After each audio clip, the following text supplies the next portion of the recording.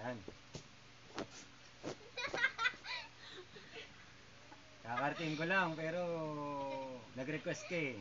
Hindi magbabasa tayo ng ang alamat ng pinya. Ito. Alamat ng pinya.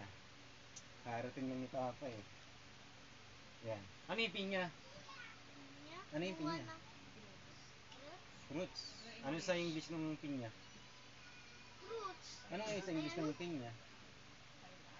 Pineapple. Pineapple. Ito yung pinya. Ay, yung pinya. Ayun, manlit. Ang alamat ng pinya. Yan. Handa ka na ba makinig?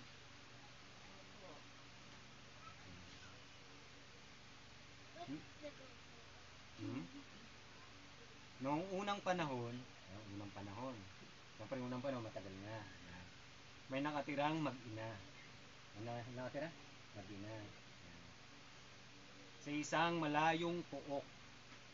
Ano mo ba yung pook? Yung pook, pinakamalalim na Tagalog dyan ng lugar. Nasa English ng lugar? Place. Yan, place. Yan. Noong unang panahon, may nakatirang mag-ina sa isang malayong pook. Malayong place. Malayong lugar. Yan. Ang ina ay si Aling Rosa. Yung pangalan ng mama niya, si Rosa. At ang anak niya ay si Pinang. Yan, si Pinang. Anong pangalan ng anak niya? Pinang. Pinang. Yan. Mahal na mahal ni Aling Rosa ang kanyang bugtong na anak. Ibig sabihin ng bugtong na anak, nag-iisang anak. Yan. Bugtong na anak, nag-iisang anak niya. Kaya lumaki si Pinang. Sino si Pinang? Yung anak ni Aling Rosa. Yan. Kaya lumaki si Pinang sa layaw. Ano ibig sabihin ng layaw? Yung layaw, yung parang spoiled. Yan, laki sa layaw. Yung parang laging sinusunod. Sinusunod na lang yung lahat ng gusto. Yun, yung laki sa layaw. Yan. Gusto ng ina na matuto si Pinang. Ngayon si Pinang yung anak niya. Ng mga gawaing bahay. Ano ba yung mga gawaing bahay? Yung gawaing bahay. Magwalis, yan. Maghugas. Hindi naman maglagay. Maghugas, yan. Magligpit ng higaan, yan. Ngunit, laging katwiran ni Pinang na alam niya nang gawin ang mga itinuturo ng ina. Alam niya na daw gawin yung tinuturo ng ina, pero hindi niya naman ginagawa. Di ba? Pero sinasabi niya, alam ko na yan, ma. Alam ko na yan, ma. Ganun. Kaya pinabayaan na lang niya ang kanyang anak. Yung parang pinabayaan niya lang yung anak niya, parang in-spoiled nga niya kasi, yan. Yung spoiled, yung layaw, laki sa layaw. Ganun. Lagi sinusunod yung gusto. Yun. Isang araw, nagkasakit si Aling Rosa. Yung mama niya nagkasakit. Yun, si Aling Rosa, pangalan mo. Hindi siya makabangon at makagawa ng gawaing bahay. Kasi siyempre, dalawa lang sila. Tapos yung mama niya, si Aling Rosa, may sakit. Hindi makagawa talaga yun. Siyempre, nakahiga lang siya. Diba? Kapag may sakit, ikaw, kapag may sakit ka, diba nakahiga ka lang? Sa mga pakiramdam mo, hindi ka makakilos ng maayos, no? Yan. Inutusan niya si Pinang na magluto ng lugaw. Di ba tayo beer na yung lugaw? Na? Yan. Ano mo yung lugaw? Hindi ako kay ng lugaw. Oo, yung kay teacher ng lugaw. Pag lugaw lang, hindi ako bumibili pag hindi lugaw. Isinalang ni Pinang ang lugaw. Yan. Bali yung isinalang, iniluto. Yan. Parang inilagay, iniluto na niya yung lugaw. Ngunit, napabayaan dahil sa kakalaro. Ayan. Napabayaan niya, syempre, habang naglalaro siya, nakalimutan niya na meron pala siya niluluto. Yun. Syempre, makakalimutan yun. Ang lugaw ay dumikit sa palayok. Yung palayok, yung lutuan, yung parang, yung putik na gawa sa, ginawang kasirola, yung panluto, yun yung palayok. Ha? Palayok. Yung lutuan ng, dati pa yung lutuan yun eh. Yung gawa sa putik na lutuan. At nasunog. Siyempre, pag pinabayaan mo man yung luto ko, masusunog talaga yun. Nagpasensya na lang si Aling Rosa. Siyempre, bugtong anak niya, nag-iisang anak niya. Siyempre, papasensya siya. Kasi mahal na mahal niya yun eh. Baby niya yun eh. Baby niya yun eh. Diba? Napagsilbihan naman siya kahit papaano yung anak. Diba? Siyempre, ginawa pa rin ng anak niya, yung best niya. Kahit alam niya na, ano, pinagluto pa rin mo siya, kaya lang, siyempre, nakalimutan niya. Kakalari. Yan. Nagtagal ang sakit ni Aling Rosa. Yun. Yung tumagal yung sakit niya, yung mama, tumagal. Kasi hindi naman pwede one day lang may sakit yan. Minsan, isang linggo. Yan. Kaya napilitang si Pinang ang gumawa sa bahay. Yan. Siya na yung gumagawa doon sa bahay kasi nga hindi ano yung mama niya. Isang araw, sa kanyang pagluluto, hindi niya makita yung posporo. Alam mo yung posporo, baby? Ano yun? Yung pangsindi. Yung pangsindi. Parang lighter. Yung posporo. Yung ginagano. Yung posporo.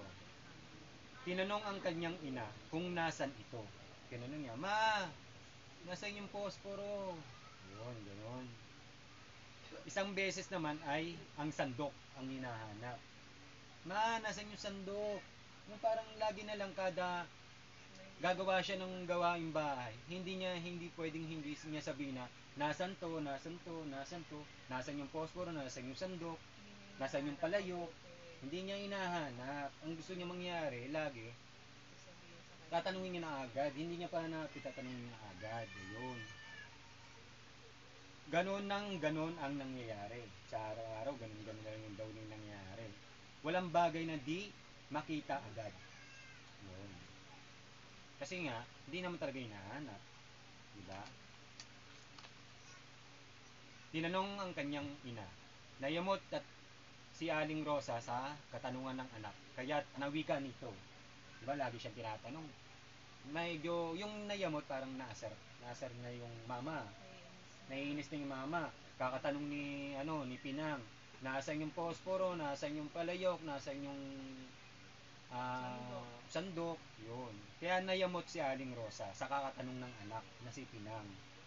Yan. At nawika nito. Ang sinabing ng nawika na nabanggit at nasabi. Yan. Nawika. Yan. Nabanggit o nasabi. Yung sinabi doon. Nako Pinang. Nako Kigan. Sana'y magkaroon ka ng maraming mata upang makita mo ang lahat ng bagay at hindi ka na nagtatanong sa akin. Sabi ng mama. Ano sabi niya? Sana magkaroon ng maraming mata. Yan. Para hindi siya nagtatanong sa mama niya. Nais na siya. Tanong ng tanong, nasan yung palayok, nasan yung sandok, nasan yung posporo. Diba? Yun. Dahil alam niyang galit na ang kanyang ina, syempre, na parang nagsasalita niya ng medyo pagalit ang kanyang ina, ay di na ito umimik. Hindi na siya umimik. Hindi na siya kumibo. Ganoon. Yan. Umalis siya upang hanapin ang sandok na hinahanap niya. Yun. Kinagabihan, wala si Pinang sa bahay. Kasi dalawa lang sila, di ba? Nabahala si Aling Rosa. Yung nabahala, yung nag-worry. Nag-worry, baby. Nabahala siya. Nag-aalala yan. kasi wala si Pinang. Oo, wala si Pinang. Siyempre, gabi na, wala pa rin yung kanyang anak. Tinatawag niyang anak, ngunit walang sumasagot. Siyempre, tinatawag niya, wala si Pinang. Hindi sumasagot si Pinang kasi wala nga doon sa bahay. Napilitan siyang bumangon at naghanda ng pagkain. Bali, may sakit pa siya. Bumangon siya. Tapos, gandaan niya na yung sarili niya ng pagkain. Tapos, pagkaraan ng ilang araw, ay magaling-galing na si Aling Rosa. Magaling-galing na yung mama. Hinanap niya si Pinang. Yun. Tinanong niya mga kapitbahay kung nakita nila ang kanyang anak. Tinanong niya, ano?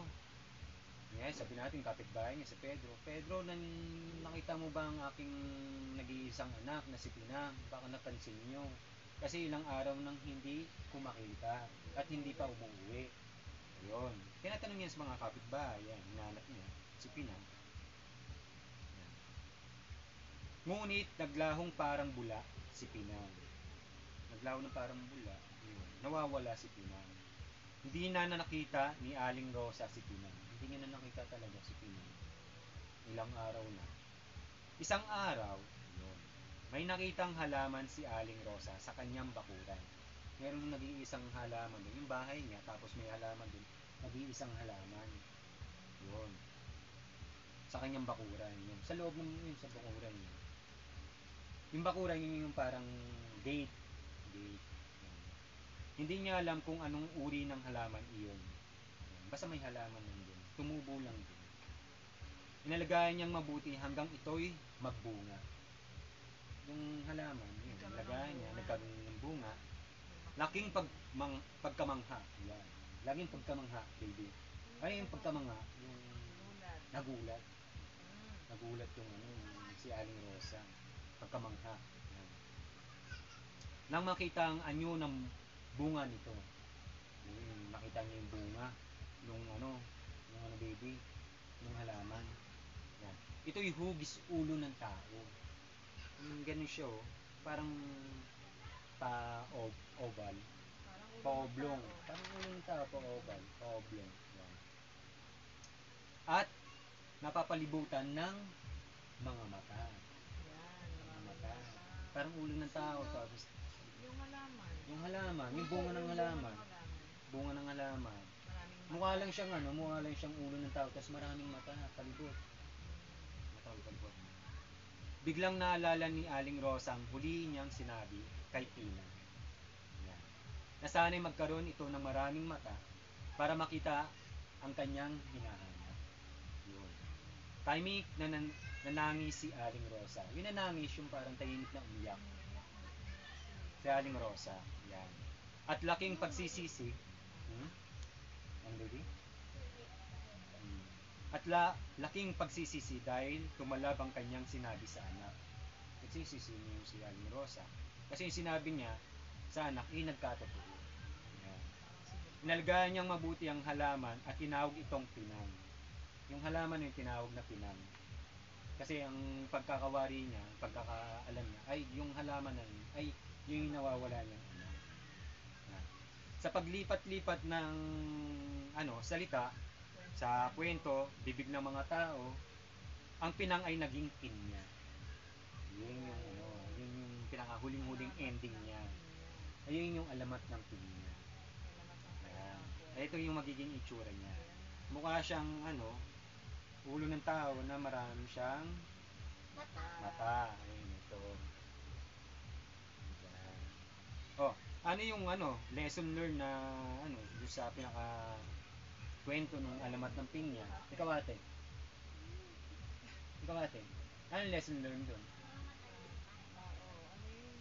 Anong gustong Tutunan din sa kwento ni Pinang. sabihin at matutunan din sa alamat ng pinya? Dapat hindi at saka dapat Ikaw, baby, ano yun? si ate muna. Ikaw muna. Ano Dapat, pag inutos, inutusan,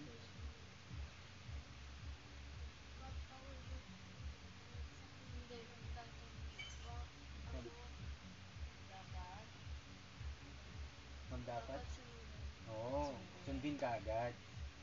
Bago magtanong, hanapin mo na. Kasi, syempre, hindi mo pa ngayon nahanap, tatanungin mo na agad kung nasan.